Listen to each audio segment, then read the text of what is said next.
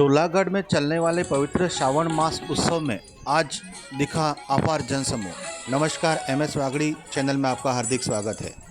धौलागढ़ में पवित्र श्रावण मास के उपलक्ष्य में प्रकाश नाथ जी महाराज के सानिध्य में चलने वाले श्रावण महोत्सव में हजारों की संख्या में आज भक्तजन ने लिया महोत्सव का आनंद। इस अवसर पर प्रकाश नाथ जी महाराज ने लोगों से आह्वान किया कि अधिक से अधिक संख्या में आकर इस श्रावण मास में भगवान के दर्शन करें और भोजन प्रसादी प्राप्त करें। इसी क्रम में प्रकाश नाथ जी महाराज के सानिध्य में प्रदेश उपाध्यक्ष कन्हैयालाल जी के नेतृत्व में भोजनशाला का भी निरीक्षण किया गया। यहाँ पर प्रतिदिन हजारों की संख्या में श्रद्धालु भक्तजन महाप्रसादी का आनंद ले रहे हैं और गुरुजी ने आह्वान किया कि आप भी आकर इस श्रावण महोत्सव में प्रसादी का आनंद प्राप्त करें और शिव की महिमा आप पर बनी रहे। इसलिए मेरे YouTube चैनल के माध्यम से आप अधिक से अधिक संख्या में पधार कर धौलागढ़ पधारने का कष्ट करें, यही गुरुदेव ने कहा। इस उपलक्ष्य में, श्रावण मास के उपलक्ष्य में यहाँ पर निरंतर धर्म सभा और भागवत कथा एवं राम कथा का आयोजन हो रहा है। इसी उपलक्ष्य में आज 1008 महामंडलेश्वर गुरुदेव उत्तम स्वामी जी महाराज के श्रीमुख से चलने वाली भागवत कथा को भी प्रकाश नाथ जी महाराज एवं हजारों की संख्या में भक्तगणों ने श्रवण किया। गुरुदेव उत्तम स्वामी जी महाराज ने भागवत कथा में गोकर्ण जी महाराज की कथा का उल्लेख किया और माता बहनों से कहा कि उधर उधर की बातें न करके के अलावा आप मेरे ईश्वर के गुणगान करें तो आपका जीवन का उद्धार हो सकता है। और गुरुदेव ने कहा कि भगवान का गुणगान निरंतर करना चाहिए। उत्तम स्वामी जी गुरुदेव ने कहा कि इस जन्म में जो भी आपको मिलता है वह आपके अगले जन्म का प्रारब्ध है। अतः आप अगर आपके घर में पुत्र, पत्नी, नाते, रिश्तेदार वही आपका सब कुछ नहीं है, अतः आपका जीवन में ईश्वर का भजन ही सब कुछ है। अतः सभी से भक्तजनों से अनुरोध किया कि आप ईश्वर का गुणगान करें, भजन करें। यह कलयुग में आपको मौका मिला है।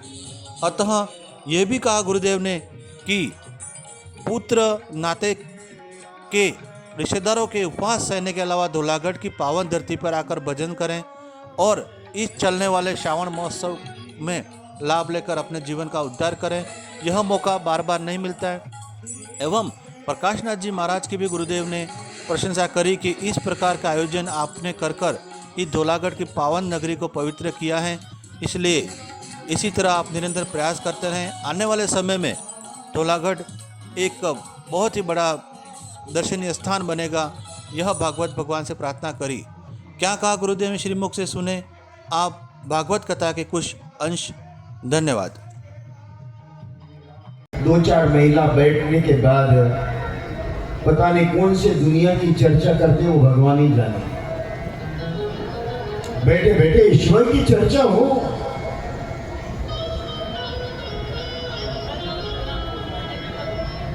संवाद हो गया, संदेह उत्पन्न हो गया। फल जो दिया था वो फल गाय को खिला दिया।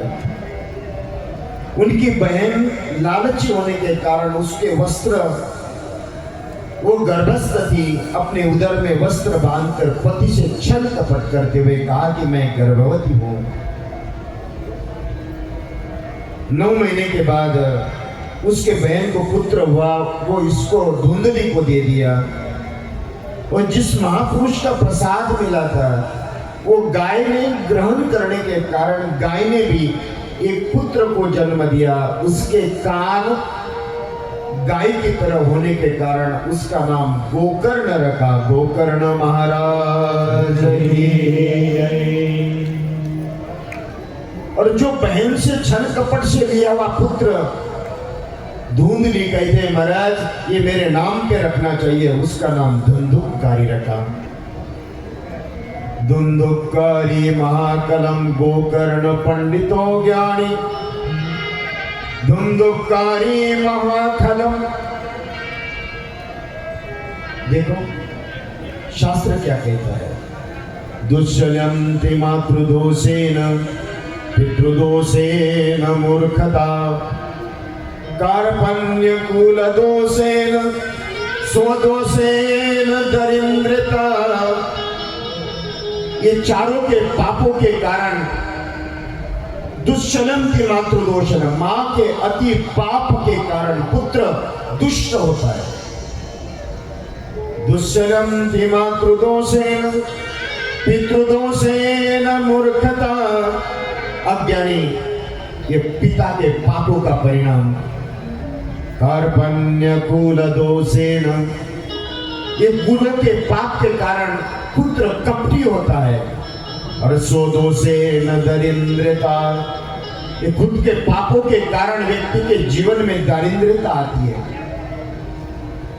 सज्जनो माता पुण्येन ज्ञानवान पिता पुण्येन कीर्तिवान कुल पुण्येन धनवान स्वपुण्येन। संतान अगर आपके कुल को कलंकित कर दे, ये आपके पुण्य पापों का परिणाम है। दोनों पुत्र हो गए, लेकिन दोनों ही पुत्र की दशा विपरीत। गोकर्ण पंडितो ज्ञानी द्वंद्वकारी महाफलम। महापुरुष के प्रसाद का परिणाम गोकर्ण अति ज्ञानी और महाराज द्वंद्वकारी अति विभिचारी।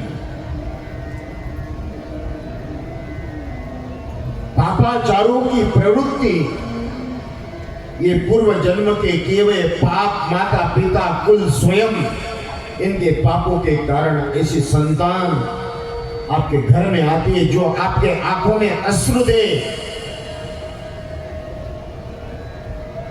जिन माता पिता अपने पुत्र के कारण रोदन करते हैं, समझना ये उसके पाप का प्रमाण है।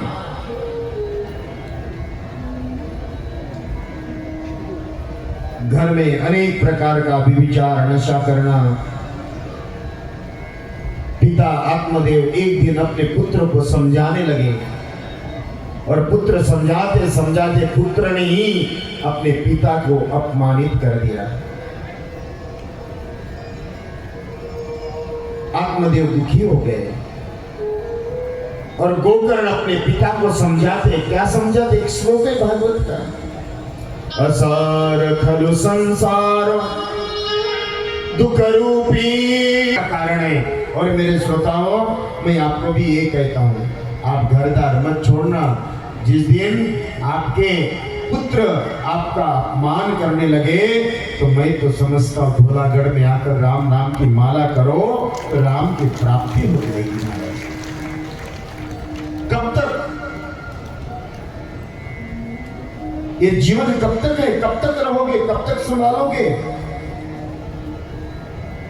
और कहते हैं ना कि श्रोताओ,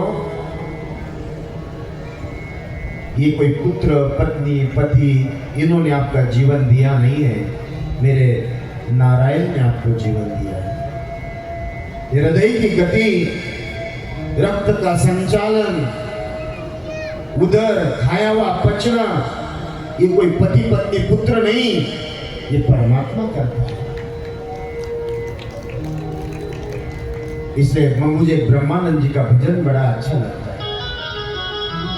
अब क्या क्या बताओ भी, क्या क्या महाराज ये समझ में जाए। ऐसे विषय रहते हैं दिमाग में, एक एक विषय ऐसे ऐसे आते हैं। और आप लोगों को तो जब तक 4 लोग कंधों पे उठाकर नहीं ले जाते हैं, तब तक घरदार नहीं छूटता है आपका।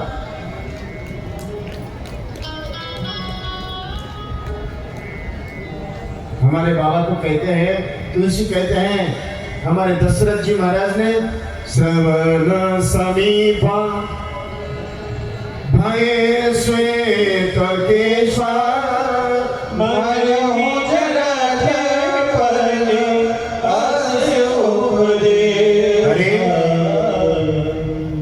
आंखों से दिखता बाल। कबीर कहते हैं, गर्भपन में हाथ जुड़ायो निकल गया बेईमान, बालकपन में खेल घुमायो तरुणपनों में काम, बूढ़ेपन में कांपन लागे निकल गया अवसान। कबीर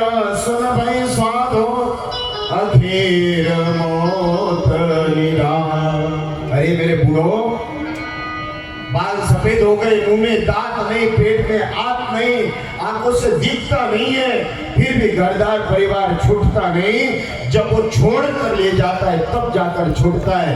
उससे पहले राम को प्राप्त कर कर छोड़ो तो जीवन का सुधार हो जाएगा। महाराज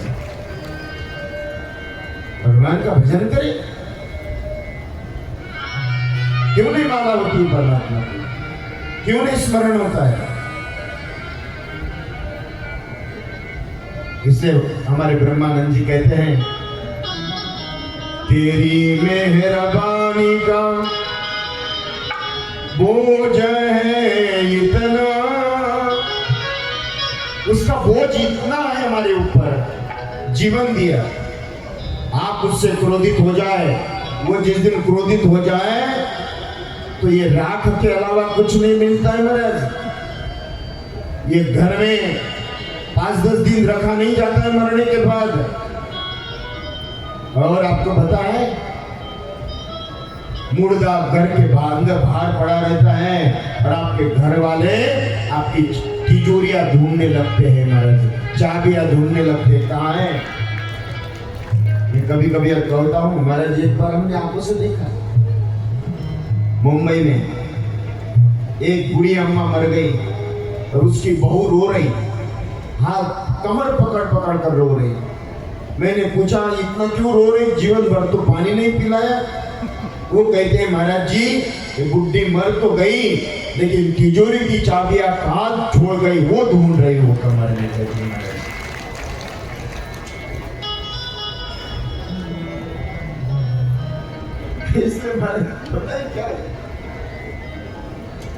इसलिए ब्रह्मानंद जी कहते हैं, उसका क्या नहीं दिया? तन दिया, मन दिया, धन दिया, परिवार दिया, पुत्र दिया, पुत्रियां दिया, व्यापार दिया, फिर भी मनुष्य की उत्कंठा कभी पूर्ण नहीं होती है। इसलिए कहते हैं, तेरी मेहरबानी का बोझ है इतना,